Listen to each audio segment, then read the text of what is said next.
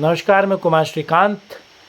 के अन्नामलई ने और ख़ास तौर से नरेंद्र मोदी ने जिस तरीके से कोयम्बटूर में एक रैली की, रोड शो किया और पूरे के पूरे तमिलनाडु को मथने का काम जो के अन्नामलई कर रहे थे, उसमें मोदी एक बहुत बड़ी भूमिका निभा रहे हैं। और समझिए कि के अन्नामलई नरेंद्र मोदी के नाम पर पूरे साउथ को मथने की कोशिश कर रहे हैं। और जिस तरीके से लगातार के अन्नामलई इस पूरे के पूरे दक्षिण भारत में, वो केरला हो, वो तमिलनाडु हो, वो आंध्रा हो, वो कर्नाटका हो, वहाँ पर बीजेपी की कमान संभाल रहे हैं। के अन्नामलई न केवल तमिलनाडु के बीजेपी अध्यक्ष हैं, बल्कि आप समझिए कि हर एक राज्य में बीजेपी को बेहतर प्रदर्शन करने को लेकर जो गुणागणित है, जो कील काटे हैं, उसको दुरुस्त करना या फिर उस पूरे समीकरण को साधना और बनाने का काम के अन्नामलई कर रहे हैं।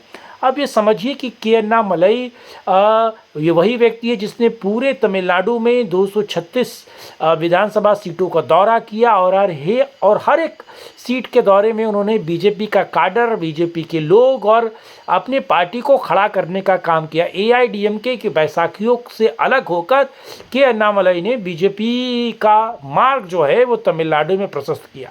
और ये बड़ी बात है कि अगर तमाम न्यूज़ चैनल्स जो हैं वो भले तमिलनाडु के हो, तमिलियन न्यूज़ चैनल हो या दिल्ली का प्रिंट मीडिया, इलेक्ट्रॉनिक मीडिया हो, वो सब अगर इस एक सुर में एक बात को कह रहा है और वो कह रहा है कि जहां 4 या 5% वाली बीजेपी तमिलनाडु में कम से कम 20% वोट बैंक के साथ बड़ी मेजर चंक हो रही है, यानी कि बड़ी पार्टी के तौर पर आ रही है। और देखिए, जो गणित उत्तर प्रदेश में बीजेपी ने खुद को 2017 में जिताने के लिए किया था, वही गणित तमिलनाडु में बीजेपी कर रही है। और बीजेपी तमिलनाडु में आप समझिए कि 5% वोट बैंक वाले पीडीके यानी कि एआईडीएमके और डीएमके की ही तरह एक पीडीएमके भी है उस पार्टी के साथ, जो कोस्टल एरिया में तमिलनाडु में बहुत बड़े मात्रा में जिसके पास वोट बैंक है उसके साथ समझौता कर रही है।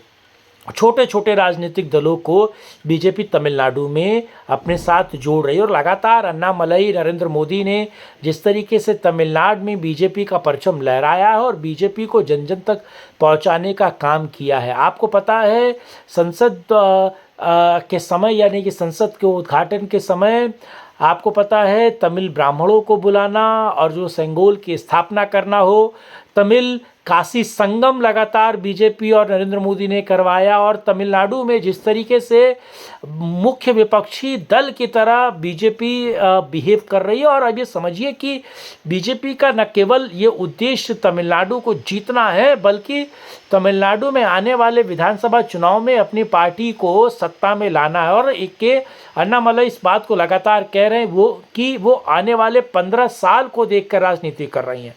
यानी कि 2024 के चुनाव में अगर उनको 7-8 वो लोकसभा सीटें मिलती भी हैं, तो उससे बेहतर वो चाहते हैं कि आने वाले विधानसभा चुनाव में वो मेन विपक्षी दल बनकर बैठे, यानी कि एआईडीएमके की ज़मीन खत्म और डीएमके से सीधे टक्कर बीजेपी वहाँ लेने के लिए तैयार है।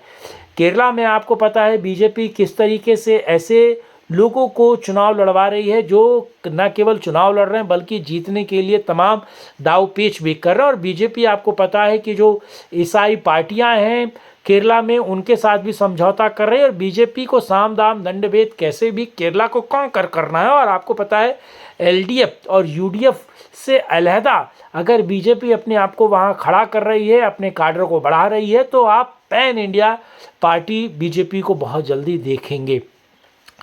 तमिलनाडु की राजनीति जितनी महीन है और के अन्नामलई उस महीन राजनीति को लगातार मथ रहे हैं, लगातार बना रहे हैं। और के अन्नामलई आपको पता है कि उस पूरी राजनीति में शिखर पुरुष की तरह चमकने को व्यक्ति वो तैयार है।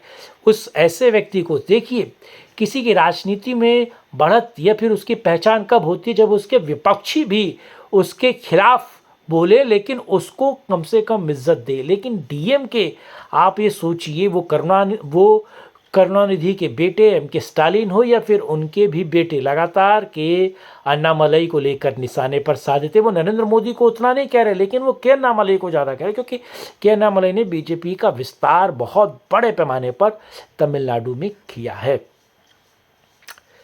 साथ जोड़ने के लिए, इस मुद्दे पर बात करने के लिए आपका बहुत बहुत धन्यवाद। कमेंट बॉक्स में जाइए और इस वीडियो से रिलेटेड कमेंट्स को करिए, वीडियो को लाइक कीजिए, वीडियो को शेयर कीजिए और वीडियो को डिफरेंट प्लेटफॉर्म पे जो है अलग अलग जगह शेयर भी कीजिएगा। चैनल को सब्सक्राइब भी कीजिएगा। साथ जुड़ने के लिए बहुत धन्यवाद। जय हिंद, जय भारत, वंदे